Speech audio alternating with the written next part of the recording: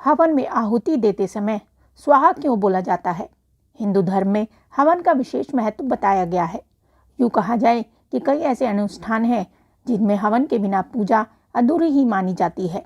शादी, बच्चे के जन्म, गृह प्रवेश, नवरात्रि के व्रत हो या सत्यनारायण की कथा, बिना हवन के पूजा का संपूर्ण फल नहीं मिलता है। ऐसा माना जाता है कि हवन करने से जहाँ एक तरफ घर की शुद्धि होती है, वहीं मानसिक शांति भी मिलती है। यह अनुष्ठान आमतौर पर किसी पंडित के द्वारा या घर के सदस्यों के द्वारा संपन्न होता है।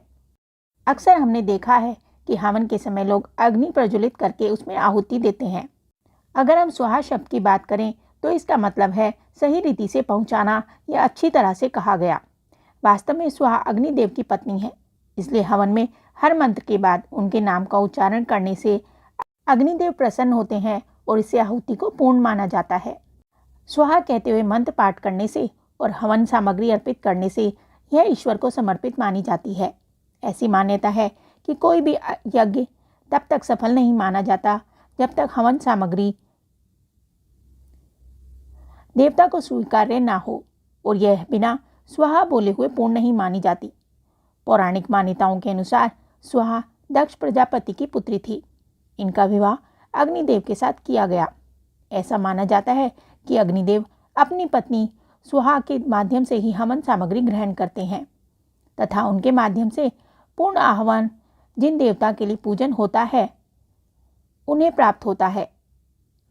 एक अन्य कथा के अनुसार अग्निदेव की पत्नी स्वाहा के पावक, पवमान और सुचि नामक 3 पुत्र हुए। भगवान कृष्ण ने स्वाहा को वरदान दिया था कि उनके नाम से ही देवता यज्ञ और हवन की आहुति ग्रहण करेंगे।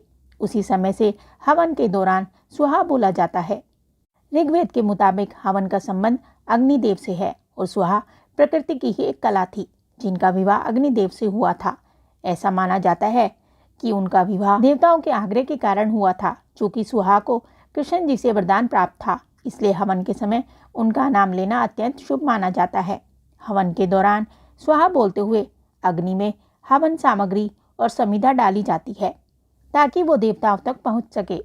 कोई भी यज्ञ और हवन तब तक पूरा नहीं होता जब तक स्वाहा शब्द का इस्तेमाल न किया जाए। वास्तव में स्वाहा शब्द के उच्चारण के बिना यज्ञ अधूरा ही है, इसलिए इसका इस्तेमाल निष्ठापूर्वक करना चाहिए।